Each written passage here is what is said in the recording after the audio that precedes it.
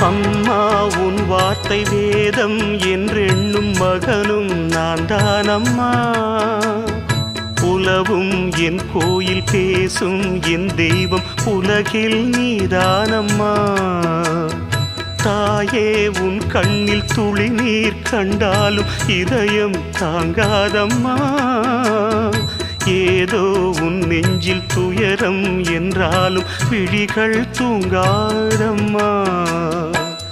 வண்ணமுகம் வாடி நிற்க பார்த்ததில்லை நானும் என்னாலும்.